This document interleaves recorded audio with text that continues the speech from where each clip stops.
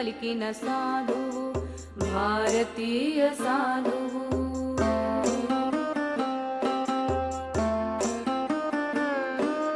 భక్తి భావాన్ని పెంచారు, ముక్తి మార్గం తెరచారు. భక్తి భావాన్ని పెంచారు, ముక్తి మార్గం తెరచారు. ఇహలోక ఆశ వదిలారు, త్యాగ మార్గాన నడిచారు భారతీయ సాధువు. దేశ ప్రేమ పెంచారు, ధీశక్తి చూపారు. దేశ ప్రేమ పెంచారు, ధీశక్తి చూపారు. ద్వేష రాగాలను చెరిపారు, కర్మయోగం తెలిపారు భారతీయ సాధువు. జగానికి వెలుగు ఇచ్చారు, సోదర ప్రేమ పంచారు.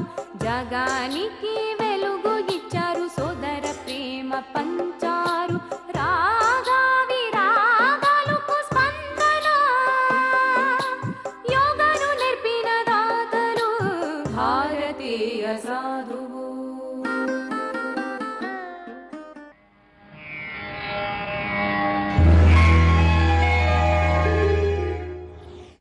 అవైదిక మతాల ప్రాబల్య నేపథ్యంలో సనాతన ధర్మం కృంగిపోతున్న ధర్మ విప్లవ సమయంలో ఉదయించిన అద్వైత మత స్థాపకులు శ్రీ శంకరాచార్యులు, ద్వైత మత స్థాపకులైన శ్రీ మధ్వాచార్యులు, విశిష్టాద్వైత మత స్థాపకులైన శ్రీ రామానుజాచార్యులు భారతదేశ దార్శనికులలో అగ్రగణ్యులు. శ్రీ రామానుజుల జననంతో పావనమైన పుణ్యక్షేత్రం చెన్నై నుండి 40 కిలోమీటర్ల దూరంలో ఉన్న శ్రీపెరంబుదూరు. తండ్రి హరిత కుల తిలకుడైన కేశవ సోమయాజి. ఆయన సకల శాస్త్ర నిష్ణాతుడు, సత్యధర్మ పరాయణుడు, భాగవత శ్రేష్ఠుడు, సర్వక్రతు బిరుదుతో ప్రసిద్ధుడు. ఆయన ధర్మపత్ని కాంతిమతి. క్రీస్తు శకం 1017కు సరియగు పింగళనామ సంవత్సర చైత్రశుద్ధ పంచమి గురువారం నాడు ఆర్ద్రా నక్షత్రయుక్త కర్కాటక లగ్నంలో కాంతిమతికి మగబిడ్డ జన్మించాడు. ఆ శిశువు మరెవరో కాదని సాక్షాత్తు ఆదిశేషుడని స్తుతించబడింది. అంతేకాదు, పరమాత్ముని 5 ఆయుధాల సమష్టి రూపమే రామానుజులు అని చెప్పబడింది. కాంతిమతి చెల్లెలు ద్యుతిమతి. ఆమె భర్త కమలనైన భట్టరు. వారి కుమారుడు గోవింద భట్టరు. గరుడాంశ సంభూతుడని ప్రతీతి. రామానుజులు, గోవింద భట్టు అశ్వినీ దేవతల్లాగా నయనానందకరంగా పెరిగి పెద్దవాళ్లవుతున్నారు. సోమయాజి గారు తగిన సంబంధం చూసి కుమారునికి వివాహం చేశారు. కన్య పేరు రక్షాంబాళ్, ఇంకొక పేరు కన్యమాంబాళ్. వివాహితుడయ్యేటప్పటికీ రామానుజుల వయసు 16 ఏళ్ళు. వివాహమైన కొంతకాలానికి ఆయనకు పితృవియోగం సంభవించింది. వేదాంతాన్ని అధ్యయనం చేసే లక్ష్యంతో క్రీస్తు శకం 1033లో శ్రీపెరంబుదూర్ని వదిలిపెట్టి రామానుజులు సకుటుంబంగా కాంచీపురంలో స్థిరపడ్డారు. ప్రఖ్యాత ఆచార్యులైన యాదవ ప్రకాశుల వద్ద శిష్యరికం ప్రారంభించారు. గోవింద భట్టరు కూడా సహపాఠిగా చేరారు. వేదవాక్కులకు వ్యాఖ్యానం చెప్పే సందర్భాలలో గురు శిష్యుల మధ్య అభిప్రాయ భేదాలు తలెత్తుతూ ఉన్నాయి. శిష్యుల ముందే తరచూ అవమానాల పాలవుతున్న యాదవ ప్రకాశులలో రామానుజుని పట్ల అసంతృప్తి, అసహనం తలెత్తాయి. యాదవ ప్రకాశుని మాత్సర్యం ఆకాశాన్ని అంటింది. శిష్యుని ప్రాణం హరించడానికి ఆయన సిద్ధమయ్యాడు. ఆప్త శిష్యులతో సమాలోచన సాగించారు. అద్వైత మత ఖండన కోసమే ఈ రామానుజుడు కేశవ సోమయాజి కొడుకుగా పుట్టాడనిపిస్తోంది. అద్వైత సిద్ధాంతానికి పరమశత్రువయ్యాడు. ఏమైనా సరే వాణ్ణి సర్వనాశనం చెయ్యాలి. అందుకో ఉపాయం చెప్పనా గురువుగారు? ఏమిటది శిష్య? ప్రయాగలో మాఘస్నానం చేస్తే మోక్షం లభిస్తుందని రామానుజుణ్ణి ఊరించి కాశీకి తీసుకువెళదాం. స్నానం చేసేటప్పుడు మణికర్ణికా ఘట్టంలో వాణ్ణి ముంచేద్దాం. దానితో వాడికి మోక్షము సిద్ధిస్తుంది, మనకు పాపము రాదు. దివ్యమైన ఆలోచన. రహస్యంగా ఉంచు. జాగ్రత్త. కాశీయాత్ర ప్రారంభమైంది. వింధ్యారణ్యం ప్రాంతంలో ప్రయాణం సాగే సందర్భంలో ఒక నదిని దాటవలసి వచ్చింది. అప్పుడు గోవింద భట్టరు అందరినీ ముందుకు వెళ్ళనిచ్చి రామానుజులతో ఏకాంతంగా మాట్లాడే అవకాశం కల్పించుకున్నాడు. యాదవ ప్రకాశుల దురాలోచనను తన అన్నైన రామానుజులకు వివరించి కంచికి తిరిగి వెళ్ళమన్నాడు. దిగ్భ్రాంతి చెందిన రామానుజులు వెనుదిరిగారు. గోవింద భట్టరు తన బృందాన్ని చేరుకుని తమ సోదరుడు అడవి మృగాల వాతపడి మరణించాడంటూ శోకం నటించాడు.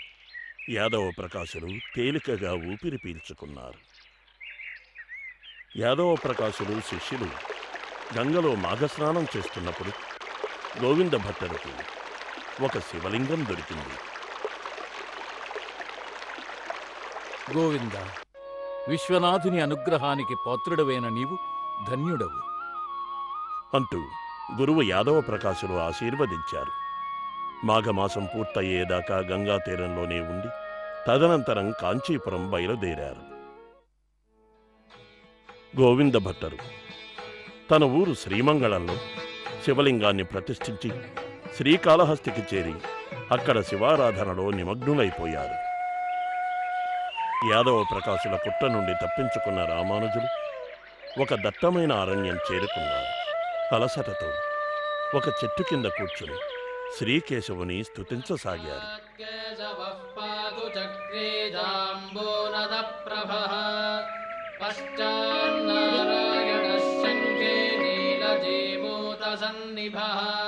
భక్తపరాధీనుడైన కంచి వరదరాజస్వామి, మాత శ్రీదేవి కిరాత దంపతుల రూపాలతో రామానుజుల ముందు ప్రత్యక్షమయ్యారు. ఎవరు బాబూ మీరు? ఈ భీకరారణ్యంలో ఎక్కడికి వెళుతున్నారు? మేము కంచికి పోతున్నాం స్వామి. మాకు అడవి బతుకు కొత్త ఏంది?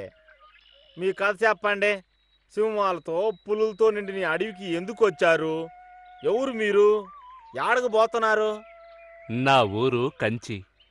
ప్రయాగకు ప్రయాణమై వెళ్ళి కొన్ని కారణాల వల్ల వెనుదిరిగాను. కంచికి వెళ్ళాలి. అయితే దారి తెన్ను తెలియడం లేదు. అట్టాగా స్వామి, మేము కూడా కంచికే పోతుండాము. మాతో రండి స్వామి. ముగ్గురు అరణ్యంలో రాత్రి గడిపారు. వేకువజామైంది. అందరూ మేల్కొన్నారు. అబ్బీ, నోరెండిపోయిందయ్యా. తాగేందుకు నీళ్లు కావాలే. అయ్యోరో, నేను నా పెంటిని జాగ్రత్తగా చూసుకుంటాను గాని అదిగో ఆడ నీళ్లుండాయి, వెళ్ళి బేగి తీసుకురాకూడదా అంట. రామానుజులు తిరిగి వచ్చేలోగా కిరాత రూపాల్లోని ఆ దేవతామూర్తులు అదృశ్యమయ్యారు.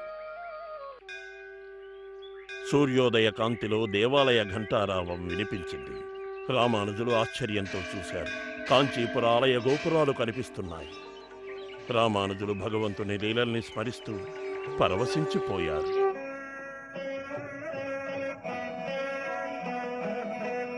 అనంతరం యామునాచార్యుల శిష్యులైన కాంచీపూర్ణుల దివ్య సన్నిధిలో దైవచింతనలో గడపసాగారు. కొన్నాళ్ల తర్వాత కాశీయాత్రకు వెళ్లిన యాదవ ప్రకాశులు శిష్య సమేతంగా కంచికి తిరిగి వచ్చారు.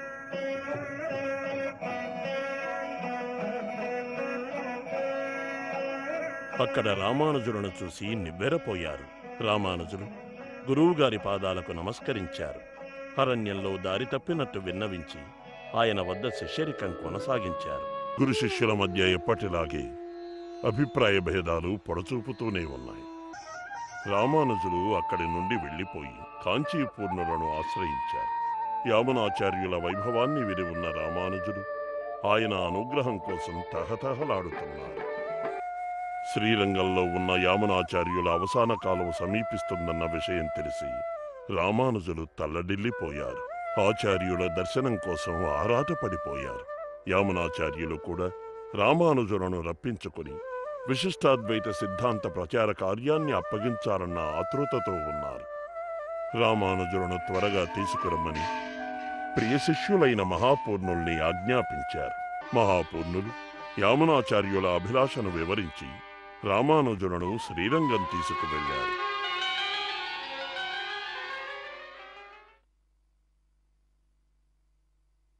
అయితే అప్పటికే యామునాచార్యులు స్వర్గస్థులయ్యారు. రామానుజులు హతాశులయ్యారు. ఆయన చర్మ విగ్రహాన్ని దర్శించే ఉద్దేశంతో సమీపానికి వెళ్ళారు.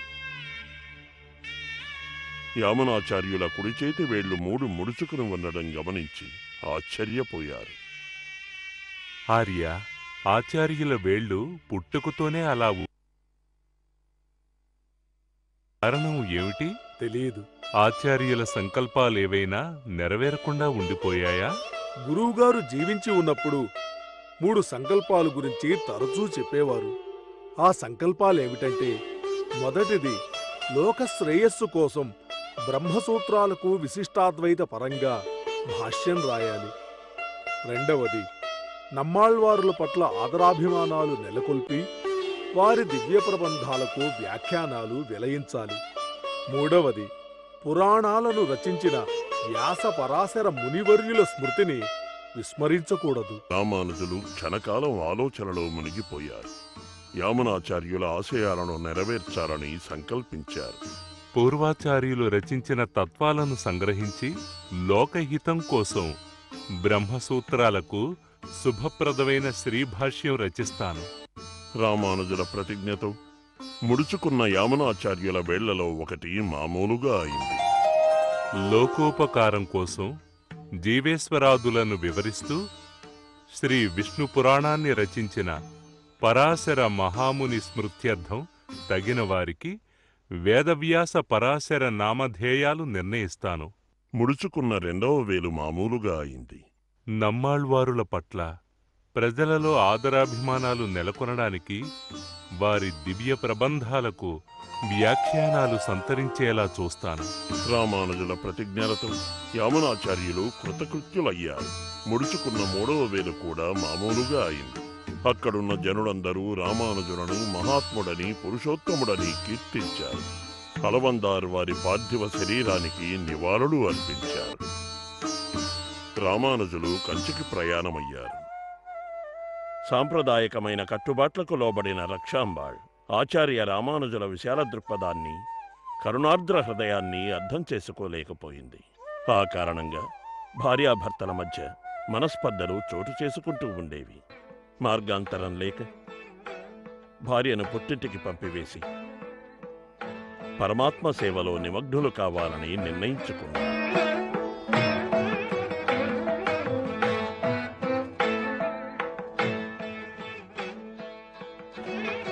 నేను మీ శరణాగతుణ్ణి. నన్ను తమ శిష్యునిగా స్వీకరించి అనుగ్రహించండి. ఆనాటి రాత్రి కాంచీపూర్ణులు భగవంతునికి వింజామర సేవ చేస్తూ రామానుజుల కోరికను విన్నవించారు. భగవంతుడు భక్తుని మొర ఆలకించారు.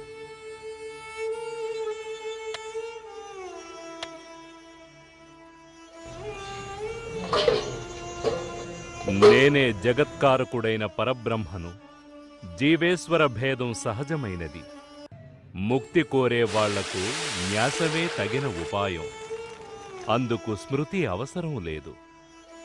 నా భక్తులకు దేహావసాన సమయంలో పరమపదం కరుణిస్తాను. మహాత్ముడైన పూర్ణాచార్యులను ఆశ్రయించు. ఈ విధంగా 6 ప్రశ్నలకు మహత్తరమైన 6 మాటలతో భగవంతుడు సమాధానం చెప్పాడు. ఇవి 6 వార్తయిగల్గా ప్రసిద్ధి చెందాయి. కాంచీపూర్ణులు భగవంతుని ఆజ్ఞలు రామానుజులకు తెలియజేశారు. రామానుజులు భగవంతుని ఆజ్ఞను మనసా వాచా స్వీకరించి కాంచీపూర్ణులకు నమస్కరించారు. తక్షణమే పూర్ణాచార్యుల వారిని ఆశ్రయించాలని నిశ్చయించారు. అదే సందర్భంలో ఆచార్యులకు శ్రీరంగం గురుపీఠం నుండి పిలుపు వచ్చింది. యామునాచార్యుల స్థానంలో పీఠానికి ఉత్తరాధికారికి అవసరమైన అర్హతలన్నీ రామానుజుల వారికి ఉన్నాయని మహాపూర్ణులు మొదలైన బ్రాహ్మణ శ్రేష్ఠులు నిర్ణయించారు. పూర్ణులు నియమించబడ్డారు. మహాపూర్ణులు శ్రీరంగం నుండి కాంచీపురానికి ప్రయాణమయ్యారు.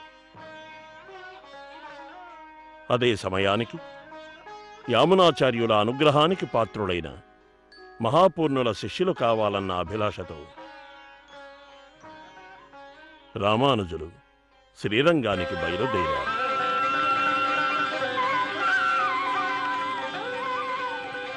మార్గమధ్యంలో మధురాంతకమనే క్షేత్రంలో శ్రీరామాలయంలో ఇద్దరూ కలుసుకున్నారు.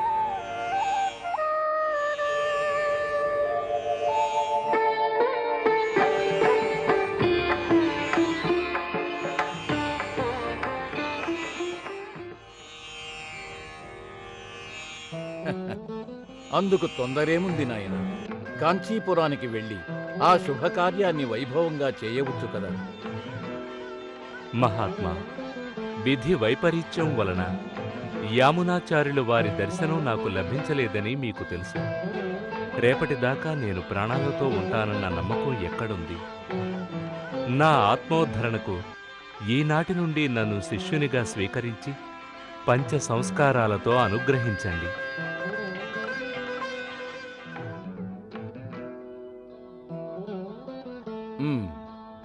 దైవేచ్ఛ ఎలా ఉంటే అలాగే కాని.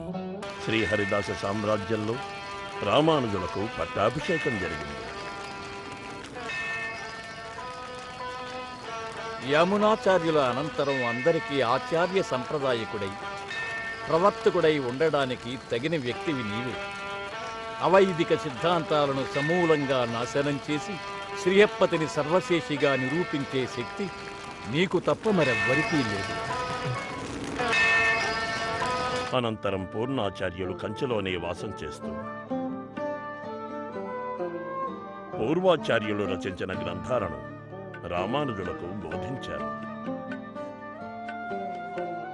మహాపూర్ణుల వారు కంచిలో బస చేసిన సమయంలో రామానుజుల కుటుంబంలో స్పర్ధలు ఏర్పడ్డాయి.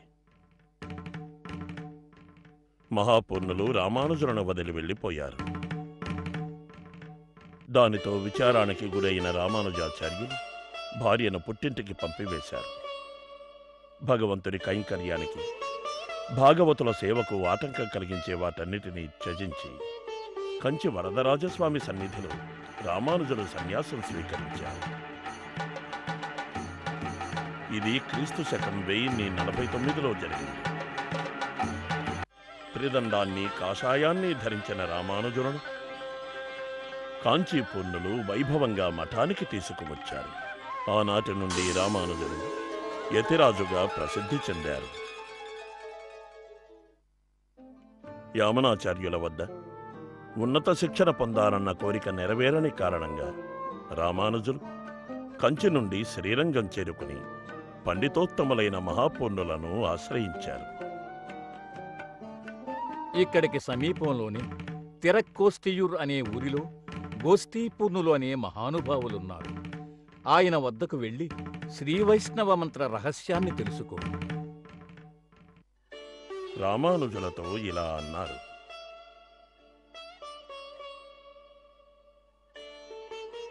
రామానుజులు ఆయన చెప్పినట్టే మహానుభావుని కలిశారు. గోష్ఠీపూర్ణులు ఓం నమో నారాయణాయ అనే అష్టాక్షరీ మంత్రాన్ని ఉపదేశించి, అనర్హులకు ఈ మంత్రం ఉపదేశిస్తే నరకం ప్రాప్తిస్తుంది.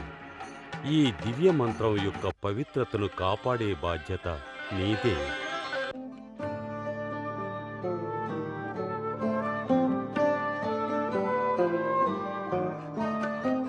ఆ హెచ్చరికతో రామానుజులలో జిజ్ఞాస ప్రారంభమైంది. అయినా ఆచార్యులకు ఎదురు పలకలేదు. ఆ మంత్రోపదేశంతో ఏదో అలౌకికమైన ఆనందం ఆయన మనస్సును ఆవరించింది. ఆచార్యులకు సాష్టాంగ నమస్కారం చేసి అక్కడి నుంచి వెళ్ళబోయారు. ఈరోజు ఇక్కడ జరగబోయే తిరునాళ్ల సందర్భంగా ఆలయంలో విశేష పూజ ఉంటుంది. స్వామిని సేవించి మాతో పాటు భోజనం స్వీకరించు. రామానుజులు అంగీకరించి ఆలయానికి వెళ్ళారు.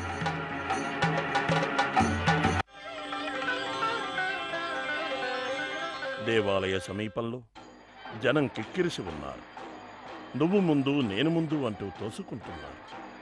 దళితులకు ఆలయ ప్రవేశం లేదు. వెలుపలే నిలుచుని దర్శనం కోసం తహతహలాడుతున్న ఆ దీనులను చూసి రామానుజుల మనస్సు ద్రవించిపోయింది.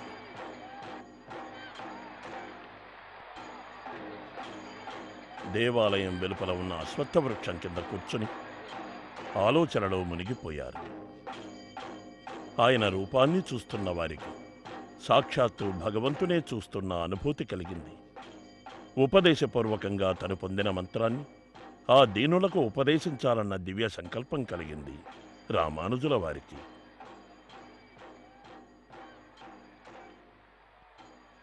అంతే, రామానుజులు గుడి గోపురాన్ని ఎక్కారు. అందరికీ స్పష్టంగా వినిపించేలా నారాయణ మంత్రాన్ని ఉపదేశించారు. అందరికీ అర్థమయ్యే తేలిక మాటలతో ఆ మంత్రాన్ని వివరించి చెప్పారు. ఓం నమో నారాయణాయ అంటూ భక్త బృందం 3 సార్లు మంత్రాన్ని ఉచ్చరించింది. అష్టాక్షరీ మంత్రంతో ఆ పరిసరాలు ప్రతిధ్వనించాయి. జరిగినదంతా శిష్యుల ద్వారా తెలుసుకున్న గోష్ఠీ పూర్ణులు ఆగ్రహానికి లోనయ్యారు. అపాత్రులకు ఆ మంత్రం ఉపదేశిస్తే నరక ప్రాప్తిని హెచ్చరించినప్పటికీ మా ఆదేశాన్ని ఉల్లంఘించి గురుద్రోహం చేస్తావా?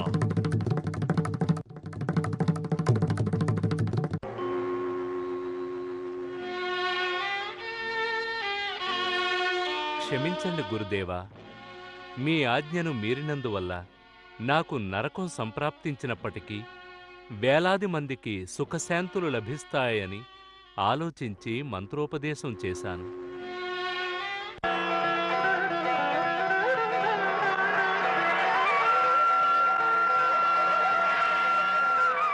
రామానుజుల హృదయ వైశాల్యాన్ని అర్థం చేసుకున్న గోష్ఠీ పూర్ణులు ఆయనను ఎంపెరుమానాన్, మా యొక్క గొప్ప వ్యక్తి అని కీర్తించి ఆలింగనం చేసుకున్నారు.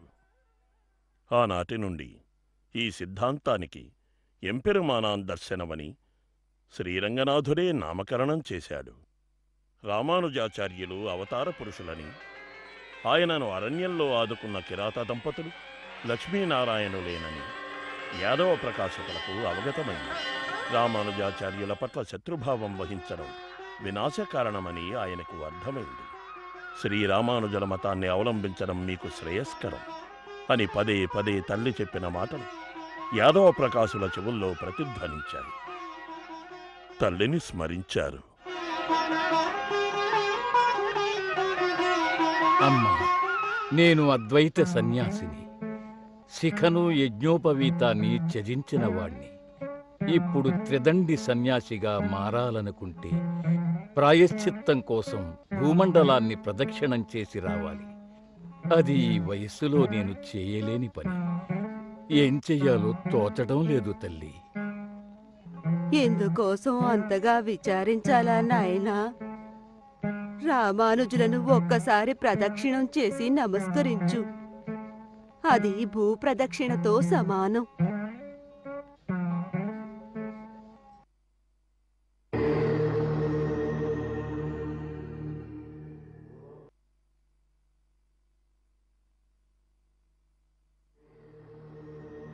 రామానుజులు యాదవ ప్రకాశులను శిష్యులుగా స్వీకరించి వారికి గోవిందజీయర్ అన్న నామధేయాన్ని అనుగ్రహించారు. రామానుజులకు పూరేశుడు, దాశరథి అని 2 ప్రియ శిష్యులుండేవారు. వారితో పాటు గోవిందజీయర్ కూడా అంతరంగ శిష్యుడయ్యాడు.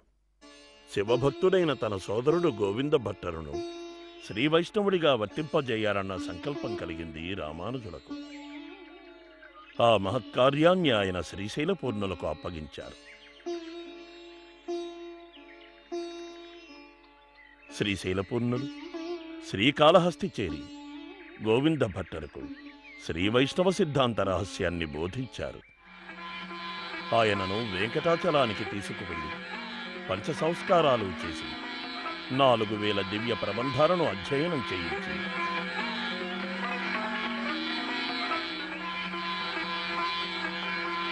అర్ధపంచక జ్ఞానాన్ని ఉపదేశించారు.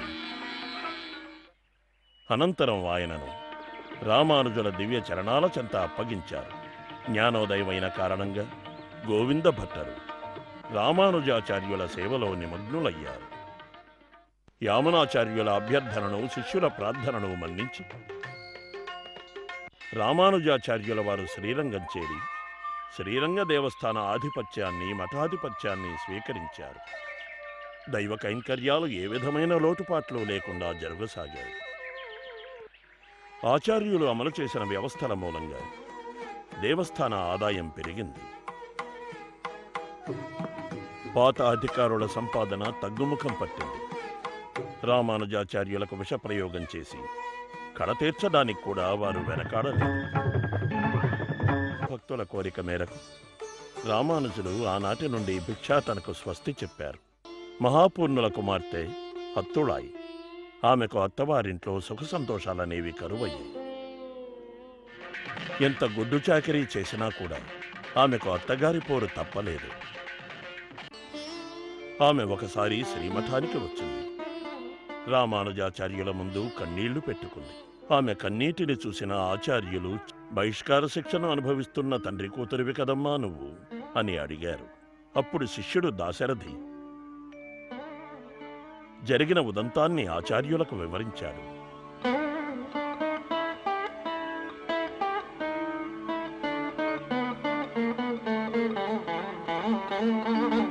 గురువర్యులైన మహాపూర్ణులు శ్రీవైష్ణవులలో అగ్రగణ్యులు. దిక్కులేని దీనుడు దరిద్రుడు అయిన ఒక అస్పృశ్యుడి శవానికి మహాపూర్ణులు స్వహస్తాలతో సంస్కారం చేశారు. అది ఆయన బహిష్కరణకు కారణమైనది. నీవు ఆమె ఇంటికి వెళ్ళి సేవకుడిగా సేవలు చేస్తూ ఆమెకు తోడుగా ఉండు. దాశరథి తమ ఇంటిలో పనిమనిషిగా సేవ చేయడం చూసిన అత్తగారు భయపడిపోయింది. ఆమెకు జ్ఞానోదయమైంది. దానితో మహాపూర్ణుల కూతురు సంసారంలో సుఖం వెల్లివిరిసింది. శ్రీరంగనాథుని సేవా కార్యక్రమం ముగించుకుని రామానుజాచార్యులు శ్రీమఠానికి తిరిగి వస్తున్నారు. మార్గమధ్యంలో చిన్నపిల్లలు గుంపుగా చేరి దేవుడి ఆట ఆడుతున్నారు. అది చూసిన ఆచార్యులు భక్తిభావ పరవశులై అక్కడే నిలబడిపోయారు. ఇనుపరేకు, పాత చేట, చిల్లుపడిన జల్లెడ, రెమ్మలు, కొమ్మలు ఇలాంటి వాటితో పిల్లలు తేరు సిద్ధం చేశారు. తేరులో విరిగిన బొమ్మ అలంకారానికి, రాలిపడిన వాసనలేని పువ్వులు, ఎండిపోయిన ఆకులో చిన్న చిన్న రాళ్ల నైవేద్యం, మంగళహారతి కోసం విరిగిన పెంకు, పూజ పూర్తయిన అనంతరం అందరికీ ప్రసాదాల పంపకం.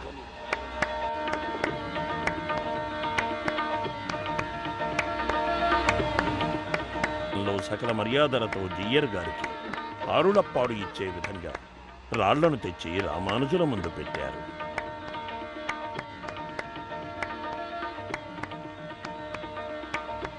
ఆచార్యులు పసిపిల్లల్లో పసిపిల్లవాడైపోయి ఆనంద బాష్పాలు రాలుస్తూ వినయంతో కాషాయ వస్త్రం పట్టి ప్రసాదం స్వీకరించారు. అదేమిటి గురువుగారు, వాళ్ళంటే చిన్నపిల్లలు, మీరు మునిశ్రేష్ఠులు, వాళ్ళలాగా మీరు పిల్లచేష్టలు చేయవచ్చా? మీరు ప్రబంధాన్ని పారాయణం చేస్తారు కాని దాని అంతరార్థాన్ని గ్రహించే ప్రయత్నం చేయడం లేదు. గోవింద, నారాయణ అని పాడేవాళ్ళు ఆడేవాళ్ళు పిచ్చివాళ్ళు కాదు. ఈ పిల్లలు ఆడింది ఆటే అయినా అది దైవిక క్రీడ. అక్కడ పరమాత్ముని సాన్నిధ్యం తప్పకుండా ఉంటుంది. అందులో పాలు పంచుకొని వాళ్లతో పాటు మనం కూడా ఎందుకు ధన్యులం కాకూడదు? రామానుజాచార్యులకు జగమంతా విష్ణుమయమే.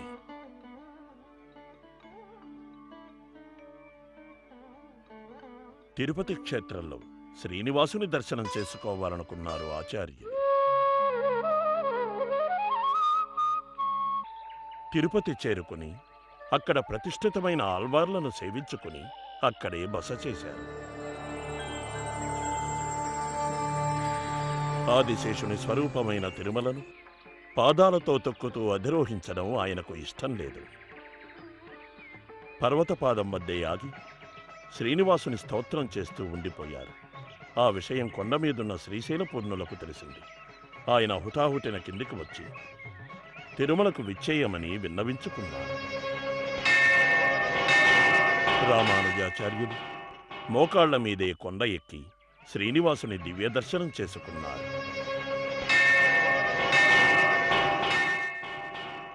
స్వామి సన్నిధిలో వేదార్థ సంగ్రహాన్ని ప్రవచనం చేసి స్వామి అనుగ్రహానికి పాత్రులయ్యారు.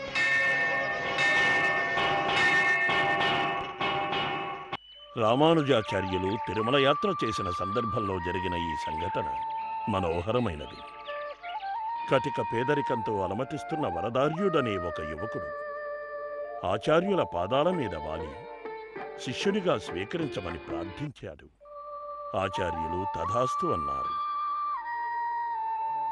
ఆచార్యులు ఒకనాడు పేదవారున్న ప్రాంతంలో వెళ్తూ వరదార్యుని ఇంటిని సమీపించారు.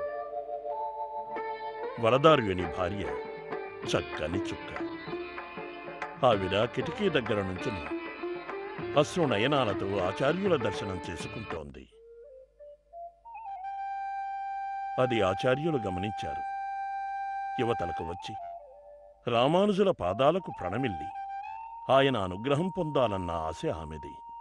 కాని ఆమె ఆశ నెరవేరేది కాదు. కారణం, ఆమె ధరించిన చిరిగిపోయిన చీర. అది ఆమె మాన సంరక్షణకు కూడా చాలిద్ది కాదు. ఆమె దయనీయ స్థితికి రామానుజుల మనస్సు ద్రవించింది. తన అంగవస్త్రాన్ని తీసి కిటికీ వైపు విసిరారు. ఆమె ఆ వస్త్రాన్ని ధరించి వచ్చి ఆచార్యుల పాదాలను కన్నీటితో అభిషేకించింది.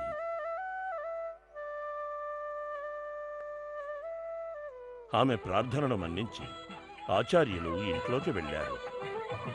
ఆమెకు ఒకవైపు మహదానందం, మరొక వైపు చెప్పలేని సంకోచం.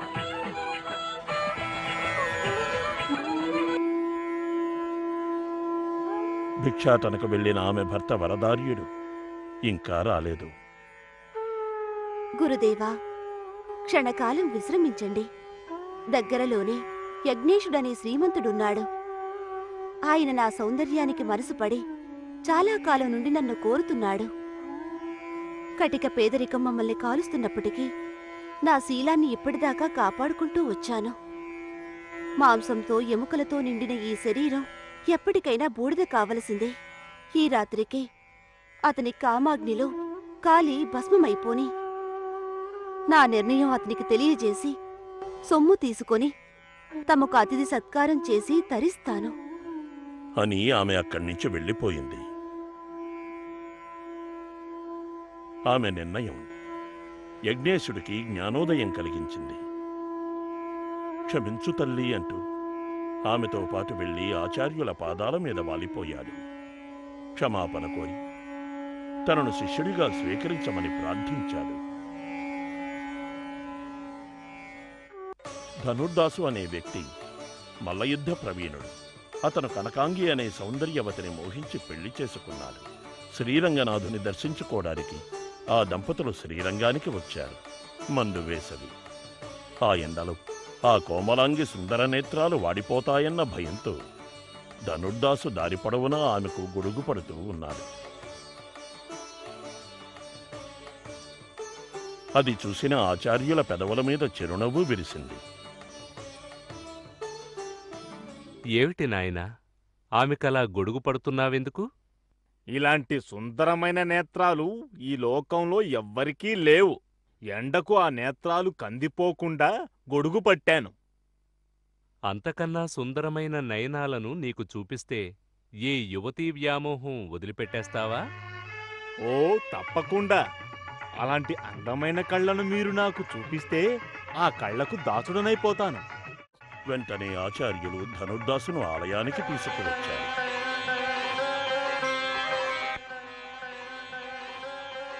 గర్భాలయంలో దగదగలాడుతున్న దీపాలు, కళ్ళు మిరిమిట్లు గొలిపే రీతిలో స్వామికి పుష్పాలంకారం, గుమగుమలాడే ధూపహారతి, శంఖనాదం, జేగంట ధ్వని, భక్తులు చేస్తున్న సంకీర్తన సేవ.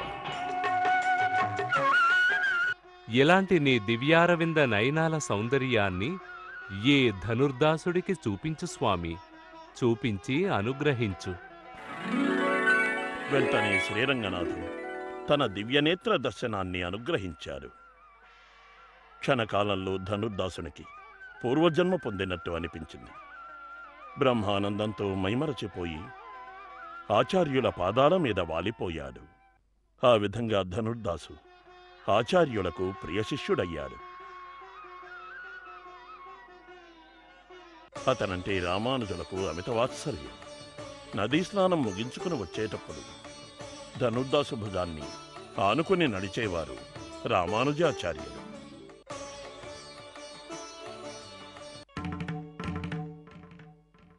పవిత్ర స్నానం చేసిన అనంతరం వాణ్ణి ముట్టుకోవడమేమిటి అంటూ తమలో తాము అనుకునేవారు.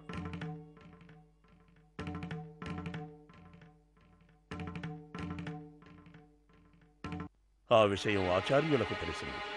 ఆయన ఒక ఉపాయం ఆలోచించి శిష్యుడైన దాశరథిని పిలిచారు. వీళ్ళందరూ గాఢ నిద్రలో ఉన్నారు. చప్పుడు చేయకుండా వెళ్ళు. వీళ్ళు ఆరవేసిన మడి ధోవతుల నుండి కౌపీనాలకు సరిపడేంత గుడ్డని ముక్కలుగా చింపి తీసుకురా. తెల్లవారింది. తమ మడిధోవతులన్నీ చెరిగి ఉండడం చూసి శిష్యులు లబోదిబోమన్నారు. పంచలను చింపింది నువ్వంటే నువ్వంటూ పోట్లాట ప్రారంభించారు. ఆచార్యుల వారు వాళ్లను పిలిపించారు. అందరూ శాంతంగా ఉండండి. నేను ధనుర్దాసును విచారించాలి. అత్యవసర కార్యనెపంతో అతను ఇక్కడే ఉండేలా చూస్తాను. రాత్రికి మీరు అతని ఇంటికి వెళ్ళండి. అతని భార్య నిద్రలో ఉంటుంది. ఆమె ఒంటి మీదున్న నగలన్నీ అపహరించి తీసుకురండి. ధనుర్దాసుకు మూడిందని శిష్యులు ఎంతగానో సంతోషించారు.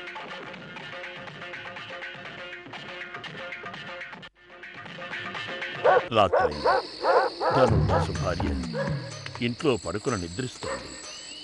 శిష్యులు పిల్లుల్లా అడుగులు వేస్తూ ఆమెను సమీపించారు. దొరికిన నగల్ని దోచుకువచ్చి గురువుగారికి అప్పగించారు.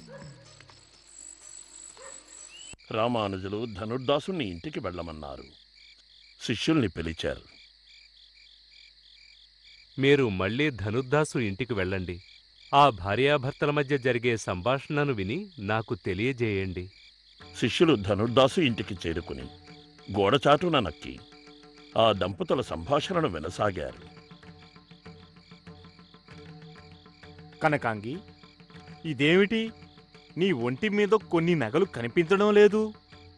వాటి పట్ల నాకు అతి వ్యామోహం ఉందనుకున్నారో ఏమో. పరీక్షించడానికి ఆచార్యుల శిష్యులు రాత్రి మనింటికొచ్చారు. నేను ఎడమవైపు ఒత్తిగిల్లి పడుకున్నాను. చేతికి చిక్కిన నగల్ని ఒక్కొక్కటి ఒల్చుకున్నారు. మిగిలిన వాటిని తీసుకెళ్లాలన్న ఉద్దేశంతో నేను కుడివైపుకు దొర్లాను. అయితే నాకు మెలకువ వచ్చిందన్న భయంతో వాళ్లు పారిపోయారు. పాపం, వాళ్ల శ్రమకు తగ్గ ఫలితం దక్కలేదు. అలా ఎందుకు చేశావు? నగలన్నిటినీ నీవే తీసి వాళ్ళకి ఇవ్వాల్సింది. శిష్యులు ఆచార్యులకు తాము విన్నదంతా విన్నవించారు. చూశారా, హీనజాతిలో పుట్టినప్పటికీ కనకాంగి వస్త్రాలు ఆభరణాలపై వ్యామోహానికి లోను కాలేదు. మరి మీరు వేద విద్యా సంపన్నులై ఉండి పాత ధోవతులు చెరిగినందుకే భూమి ఆకాశాలను ఏకం చేసేశారు. శిష్యులు సిగ్గుతో తరడవచ్చుకున్నారు. యామనాచార్యులకు చేసిన వాగ్దానం ప్రకారం వ్యాససూత్రాలకు వ్యాఖ్యానం రచించడానికి సంకల్పించారు రామానుజులు.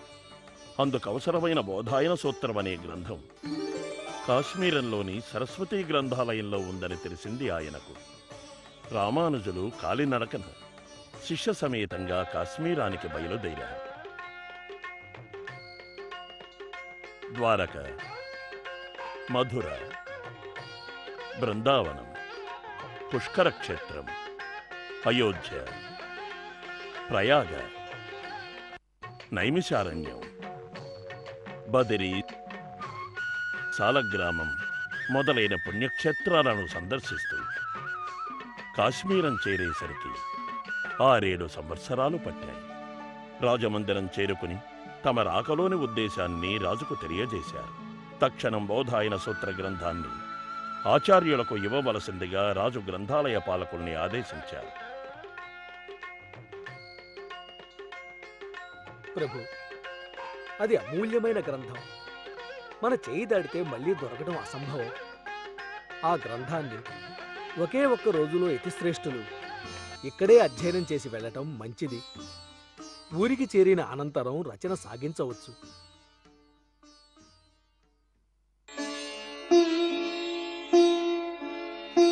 అంతటి బృహద్గ్రంథాన్ని ఒక్క రోజులో అధ్యయనం చేయడం ఎలా? రామానుజులు ఆలోచించారు. ఆ గ్రంథాన్ని సగం అధ్యయనం చేసేసరికి ఒక దినం గడిచిపోయింది. గ్రంథాన్ని ఇచ్చివేయాలి, సగం గ్రంథాన్ని చూడనే లేదే అని విచారించారు. విచారించకండి గురుదేవా. మీరు సగం గ్రంథాన్ని అధ్యయనం చేస్తున్న సమయంలో రెండవ సగాన్ని నేను పఠించాను. మీరు విశ్రమించినప్పుడు మొదటి సగాన్ని చదివాను. గ్రంథం పూర్తిగా కంఠస్థమైంది.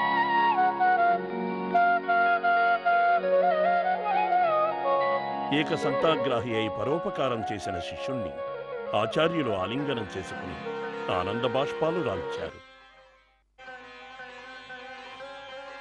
సమస్య తీరినందుకు రాజు సంతోషించారు. శారదాదేవి సన్నిధిలో ఉన్న హయగ్రీవ స్వామి బంగారు ప్రతిమను ఆచార్యులకు సమర్పించారు. మీరు సంకల్పించిన మహత్కార్యం కాశ్మీర నగరాభిమాని దేవతా అనుగ్రహంతో సఫలం కావాలి.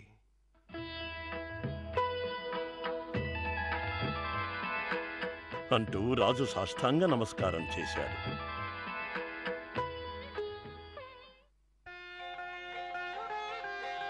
పూరేశుని సహకారంతో ఆచార్యులు వ్యాససూత్రాలకు శ్రీభాష్యం రచించి భాష్యకారుడు అని ప్రసిద్ధి చెందారు. అనంతరం రామానుజాచార్యుల వారు వేదాంత సారం, వేదాంత దీపిక, వేదార్థ సంగ్రహం అనే 3 గ్రంథాలను రచించారు. ఆ గ్రంథాలను వివరించడానికి శ్రీభాష్యాన్ని రచించి శ్రీమన్నారాయణుని పాదపద్మాల ఎడల నిశ్చల భక్తి మహిమలను ప్రతిపాదించారు. భగవదారాధనా క్రమాన్ని నిరూపించి నిత్య గ్రంథాన్ని రచించారు. అన్నిటికన్నా సలలితమైన ప్రపత్తి ప్రాతిపాదనను ఆయన గజత్రయంలో చూడవచ్చు.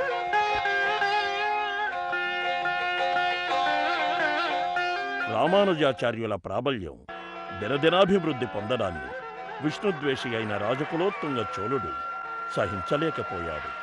శ్రీవైష్ణవ ఏతి అయిన రామానుజాచార్యులను హతమార్చి శైవమతాన్ని సుస్థిరం చెయ్యాలన్న దురాలోచన కలిగింది అతనికి.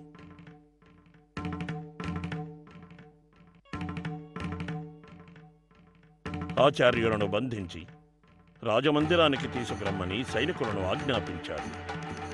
సైనికులు మఠాన్ని చుట్టుముట్టారు. ఆచార్యులు తక్షణం యువతలకి రావాలని, అది రాజాజ్ఞ అని అరిచారు. ఆ సమయంలో ఆచార్యులు స్నానం కోసం కావేరీ నదికి వెళ్ళి ఉన్నారు. కూరేశుడు, దాశరథి, ఇతర శిష్యులు మఠ వ్యవహారాలలో తలమునకలై ఉన్నారు. కూరేశుడు ఆందోళన చెందలేదు. శిష్యులందరినీ ఒక చోట చేర్చు. తక్షణం హుయాసల రాజ్యానికి బయలుదేరు.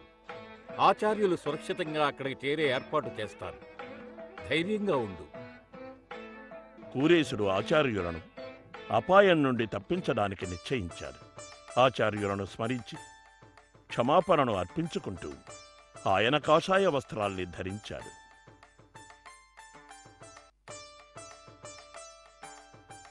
నుదుట ఊర్ధ్వపుండ్రాలు, భుజాల మీద శంకుచక్రాలు సరిగ్గా ఉన్నాయో లేవో చూసుకున్నాడు. అచ్చం గురుగారి ప్రతిబింబమే. ఎవ్వరికీ ఏమాత్రం అనుమానం రాదు. నా వస్త్రాలను జాగ్రత్తగా బిందెలో దాచి వెళ్ళండి. ఇక్కడ జరిగిందంతా గురువుగారికి తెలియజేయండి. మీరేం విచారించొద్దు. ఇక్కడ అన్నీ మేం చూసుకుంటాం. శ్రీమతే రామానుజాయ నమః. నేనిక బయలుదేరుతాను. ఇదేమిటి, ధైర్యం నిండిన నీ ముఖం ఉన్నట్టుండి చిన్నబోయింది? రాజు ముందు ఈ గుట్టు రట్టయితే ఏంటి గతి? గురు సాక్షాత్ పరబ్రహ్మ అన్న పెద్దల మాట నా పాలిట అక్షర సత్యమయ్యింది. నాకు విద్యాదానం చేసి దైవ సాక్షాత్కార మార్గాన్ని చూపించడమే కాకుండా యామునాచార్యుల అభిలాషను గౌరవించి నా పుత్రులకు పరాశర వ్యాసనామధేయాలను ప్రసాదించి వాళ్లను అనుగ్రహించిన ఆ మహానుభావుడికి ఏ అపాయం రాకుండా చూడటం నా కర్తవ్యం కదా.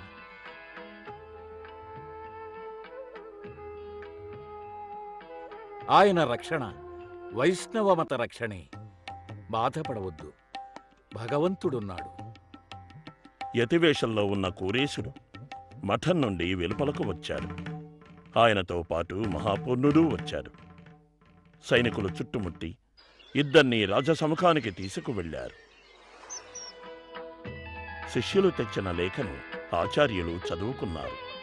కూరేశుని గురుభక్తిని త్యాగబుద్ధిని మెచ్చుకుంటూ వెనువెంటనే మఠానికి వచ్చారు. అక్కడ దారుణమైన వార్త ఆయన కోసం కాచుకుని ఉంది. వేషం వేసుకున్న కూరేశుని గుట్టు తెలిసిపోయింది.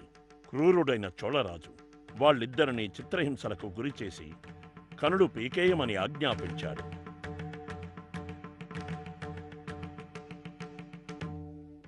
రామానుజుల్ని దర్శించిన తన నేత్రాలను ఆ దుర్మార్గుని బట్టలు ముట్టడానికి అవకాశం ఇవ్వకుండా కూరేశుడు తన కళ్లను తానే పీకేసుకున్నాడు.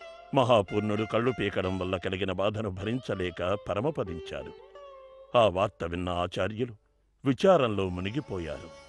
లేఖలో సూచించిన ప్రకారం ఆయన తమ శిష్యులతో హోయసల రాజ్యానికి ప్రయాణమయ్యారు.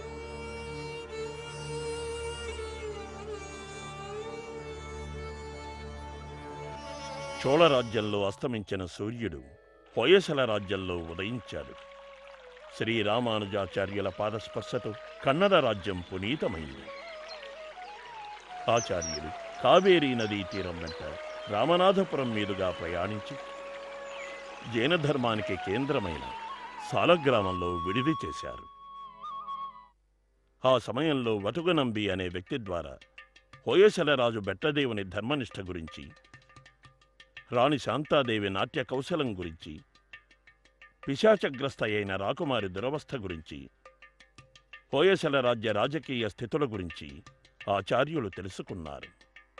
వటుకనంబి కోరిక మేరకు ఆయన రాజధాని అయిన తిండనూరు చేరుకున్నారు. ఆచార్యులు కంచి రాకుమారుని పిశాచబాధ నుంచి తప్పించిన విషయాన్ని విని ఉన్న రాజదంపతులకు రామానుజుల ఆగమనం మహదానందాన్ని కలిగించింది. సకల రాజమర్యాదలతో ఆచార్యులను మందిరానికి ఆహ్వానించారు. సాష్టాంగ నమస్కారాలు చేసి రాకుమారి బాధను నివృత్తి చేయమని ప్రార్థించారు. రామానుజులు తమ శ్రీపాద తీర్థాన్ని రాకుమారి మీద ప్రోక్షించిన వెంటనే పిశాచం పారిపోయింది. చిరునవ్వుతో పైకి లేచిన పుత్రికను చూసిన రాజదంపతులు ఎంతో ఆనందించారు. ముగ్గురు ఆచార్యుల పాదాలకు ప్రణమిల్లారు. బెట్టదేవుడు రామానుజాచార్యుల శిష్యుడయ్యాడు. శ్రీవైష్ణవ ధర్మాన్ని అవలంబించి ఆచార్యులు ప్రసాదించిన విష్ణువర్ధన నామధేయంతో ప్రసిద్ధి చెందాడు. ఆచార్యులు తొండనూరులో నుదుట ధరించే శ్వేతమృత్తిక అయిపోయింది. ఆయన విచారంలో మునిగిపోయారు. ఆ రాత్రి కలలో శ్రీమన్నారాయణుడు దర్శనమిచ్చాడు.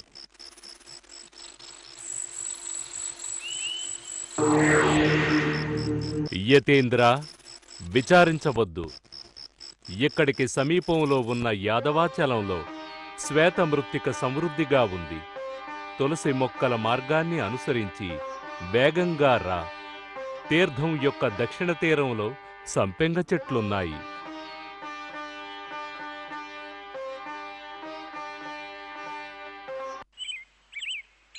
వాటికి ఉత్తరంగా ఒక పెద్ద తులసి మొక్క ఉంది. దాని క్రింద పుట్టలో నేను ఉన్నాను. నన్ను వెలికి తీసి ప్రతిష్ఠించి నా కోసం ఆలయాన్ని నిర్మించు.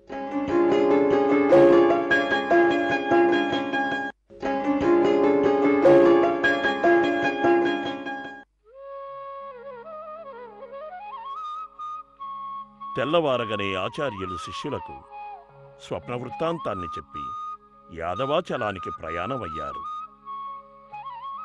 ఆయన కోరిక మేరకు రాజు విష్ణువర్ధనుడు కూడా వెళ్ళాడు.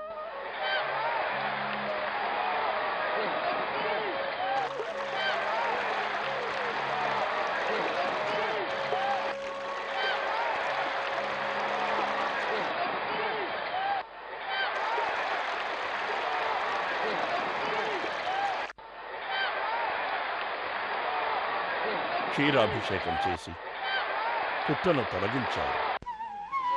అఖండమైన దివ్యజ్యోతి ప్రత్యక్షమైంది. బహుధాన్యనామ సంవత్సరం పుష్యమాసం శుక్లపక్షం చతుర్దశి గురువారం పునర్వసు నక్షత్రయుక్త శుభముహూర్తంలో శ్రీమన్నారాయణుడు దర్శనం అనుగ్రహించాడు. ఆచార్యులు ఆనంద బాష్పాలు రాలుస్తూ పారవస్యంతో పొరునాయగమా అని పశువులను మేపున అంతే వచ్చారు. నిత్యోత్సవము మొదలైన మహోత్సవాలను ఆచరించడానికి ఉత్సవమూర్తి లేనందువల్ల ఆచార్యులు విచారమగ్నులయ్యారు. ధ్యానంలో భగవంతుని పాదాలలో శరణాగతిని కోరారు. శ్రీమన్నారాయణుడు మళ్లీ ఆయనకు స్వప్నంలో కనిపించాడు. మునివర్య, మా ఉత్సవమూర్తి అయిన రామప్రియుడు ఢిల్లీ పాదుషా మందిరంలో ఉన్నాడు. వెంటనే వెళ్ళి తీసుకురా.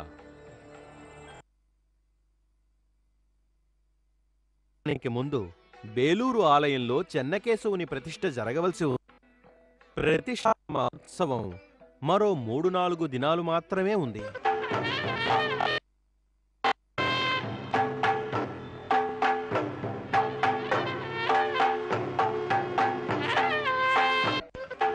జక్కన్న, చెన్నకేశవుని విగ్రహం ఏది?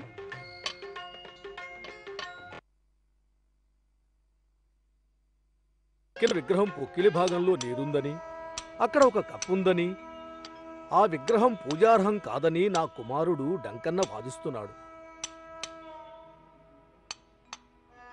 అతని ఆక్షేపణకు ఆధారమేమిటి?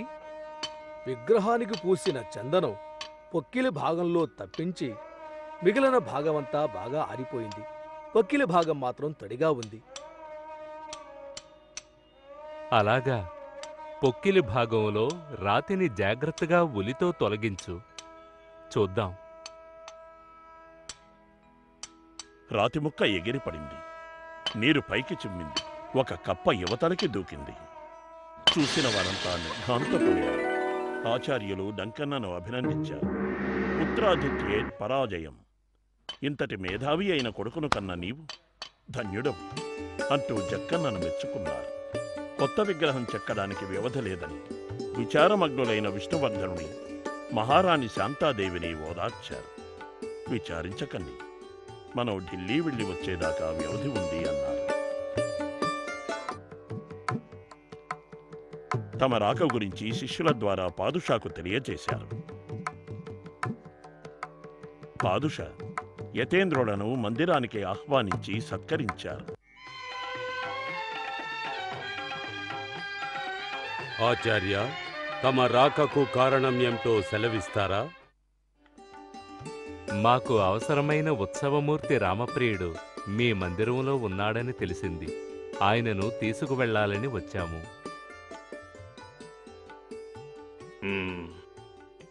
గతంలో సాగించిన దండయాత్రలలో మేము దోచుకొచ్చిన విష్ణుమూర్తులను, శివమూర్తులను మీకు చూపిస్తాం. వాటిలో మీకు కావలసిన ప్రతిమను తీసుకెళ్లొచ్చు. మాతో దయచేయండి.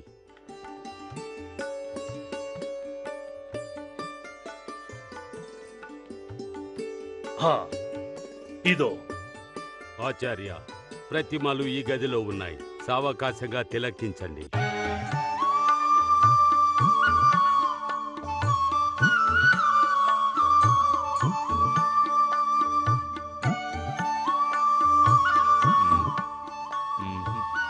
వీటిలో ఏది నా రామప్రియుడు కాదు. వేరే విగ్రహాలుంటే చూపించండి.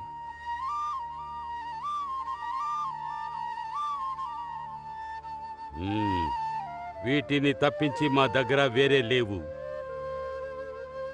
లేదు పాదుషా, మా రామప్రియుడు ఇక్కడే ఉన్నాడు, సందేహం లేదు.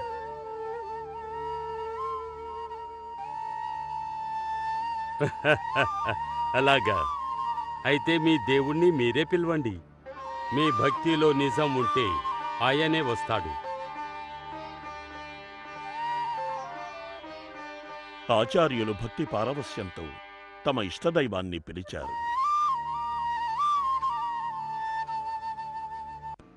నా సంపత్కుమారా, అందాల రామప్రియ, రావయ్యా, పరుగులిడుతూ రావయ్యా, రా.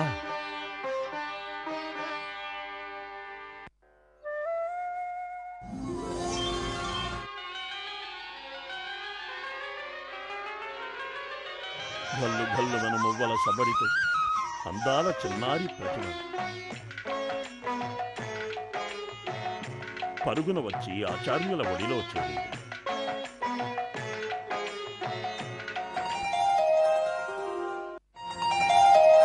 ఆచార్యులు భావావేశాలకు లోనయ్యారు. పీతాంబరం, కస్తూరి తిలకం, అందమైన ముఖం.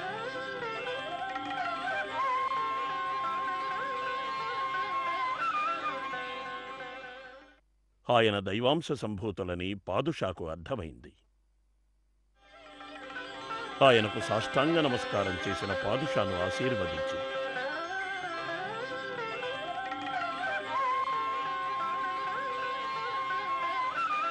రామానుజులు ప్రయాణానికి సిద్ధమయ్యారు. మన రామప్రియుని పూర్వగాథ ఎంతో మహిమాన్వితమైనది. త్రేతాయుగంలో శ్రీరామచంద్రుడు ఈ విగ్రహాన్ని ఆరాధించాడు. అనంతరం అది శ్రీరామపుత్రుడైన కుశుని ఆధీనంలోకి వచ్చింది. కుశుని పుత్రికైన కనకమాలిని యదువంశ రాజకుమారుణ్ణి వివాహమాడినది. ఆ సందర్భంలో దాన్ని స్త్రీధనంగా పొందినది. ద్వాపర యుగంలో శ్రీకృష్ణుడు ఈ ప్రతిమకు వైరముడి కిరీటం పెట్టి అలంకరించాడు.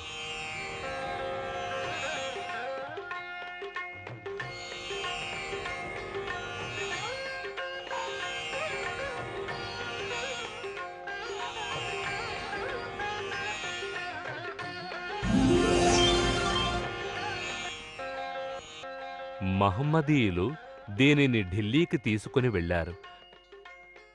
ఎన్నాళ్లకు తిరిగి వచ్చాడు మన సంపత్కుమారుడు. విష్ణువర్ధనుని నేతృత్వంలో నూతన నగరం నిర్మించబడింది. ఆ నగరం తిరునారాయణపురం మరియు మేలుకోట అని ప్రసిద్ధి చెందింది. అందమైన దేవాలయం సిద్ధమైన అనంతరం పాంచరాత్రి ఆగమనంలోని ఈశ్వర సంహితలో పేర్కొన్న విధి విధానాలను అనుసరించి వైభవంగా ప్రతిష్టాపన మహోత్సవం జరిగింది. కాలక్రమంలో బ్రాహ్మణులు మొదలైన చాతుర్వర్ణాల ప్రజలు ఆ క్షేత్రంలో వెలసిన భగవంతుని కైంకర్యంలో భాగస్వాములయ్యారు. తిరునారాయణపురంలో బ్రహ్మోత్సవ సమయంలో 3 రోజులు కళ్యాణ తీర్థంలో స్నానం చెయ్యడానికి ఆలయంలో బలిపీఠం వరకు వెళ్ళి స్వామి దర్శనం చేసుకోవడానికి అనుమతినిచ్చారు ఆచార్యులు. ఆ దీనుల పట్ల ఆచార్యులు ప్రకటించిన దయను అందరూ శ్లాఘించారు. పరమాత్మ సంకల్పానుసారం చోళరాజు మరణించాడు. ఆ వార్త రామానుజాచార్యుల వారికి తెలిసింది. ఆయన శ్రీరంగానికి తిరిగి వెళ్లడానికి నిశ్చయించుకున్నారు.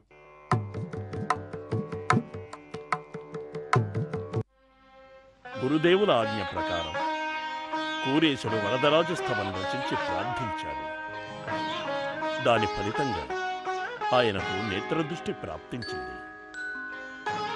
అనంతరం గురుదేవులను దర్శించి లౌకిక విషయాలను దర్శించకుండా మళ్లీ అంధత్వాన్ని పొందాడు.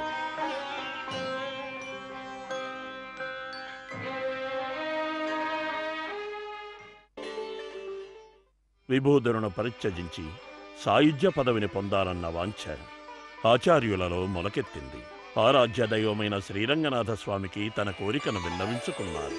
భక్తపరాధీనుడైన ఆ స్వామి పరమపదంలో రామానుజుల కైంకర్యాన్ని స్వీకరించడానికి సంకల్పించాడు. ఆయనను తన ఆంతరంగిక సేవలో నియమిస్తూ ఆనతిచ్చాడు. భగవద్వాణిని ఆలకించి రామానుజులు పులకించిపోయారు. శ్రీవైకుంఠ మార్గాన్ని చూడసాగారు. శ్రీ వైష్ణవులందరినీ రప్పించి 3 అహోరాత్రులు తత్వాలను బోధించారు. ఎప్పుడూ వివరించని తత్వాలను ఇప్పుడు తెలియజెబుతున్న కారణం ఏమై ఉంటుందన్న సందేహం శిష్యులకు కలిగింది. ಶ್ರೀರಂಗನಾಥ ನನಗೆ ಪರಮ ಪದವನ್ನು ಕರುಣಿಸಿದ್ದಾನೆ. ನಾಳೆ ಮಧ್ಯಾಹ್ನ ನನ್ನನ್ನು ಅಂಗೀಕರಿಸುತ್ತಾನೆ. ನನ್ನನ್ನು ದಯವಿಟ್ಟು ತಾವೆಲ್ಲರೂ ಹೃತ್ಪೂರ್ವಕವಾಗಿ ಕಳುಹಿಸಿಕೊಡಬೇಕು. ఆ దైవ సంకల్పం గురించి గురుదేవులు చెప్పిన తరువాత శిష్యులు ఆందోళన చెందారు. ఇక ఈ అనాథలకు రక్షకుడెవరు అంటూ ఎంతో బాధపడ్డారు. ఆ శ్రీమన్నారాయణుడే అనాథనాథుడు అన్నారు ఆచార్యులు. గురుదేవులు తమ ఎదుట ఉంటేనే గాని తమకు మార్గదర్శకం ఉండదన్నారు శిష్యుడు. గురుదేవుల విగ్రహాన్ని రూపొందించి ప్రతిష్ఠించుకుందామన్నాడు ఒక శిష్యుడు. గురుదేవులే ఆ విగ్రహాన్ని చేయించి తమ దివ్యశక్తిని అందులో నిక్షిప్తం చేసి అనుగ్రహించాలని శిష్యులందరూ ప్రార్థించారు. రామానుజులు అంగీకరించి తమను పోలిన ప్రతిమను చేయించి అందులో తమ శక్తిని ప్రవేశింపజేశారు.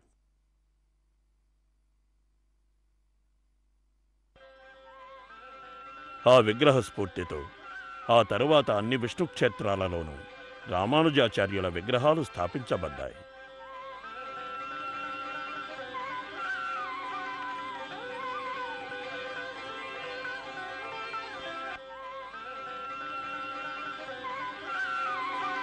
శ్రీరంగనాథుని అభయహస్తం రామానుజుల అంతర్నేత్రానికి కనిపించింది. ఆయన పిలుపు హృదయానికి వినిపించింది. ఆచార్యుల మొహంలో సంతృప్తి మెరిసింది. గోవింద భట్టరు ఒడిలో శిరస్సును, ఆంధ్రపూర్ణుల ఒడిలో పాదాలను ఉంచి పవళించారు. దృష్టిని ముందున్న మహాపూర్ణుల పాదుకల మీద, మనస్సును యామునాచార్యుల పాదపద్మాల మీద నిలిపారు. శిష్యబృందం భగవల్లిని, ఆనందవల్లిని పారాయణం చేస్తున్నారు. దివ్య ప్రబంధ ప్రవచనం సాగుతోంది. వాద్యాలు మోగుతున్నాయి. దేవలోకమే భూమి మీదకు దిగివచ్చినట్టుంది. అమృత ఘడియ సమీపించింది. రామానుజుల ఆత్మ బ్రహ్మరంధ్రాన్ని ఛేదించుకుని అక్షరాది మార్గం గుండా ప్రయాణించింది.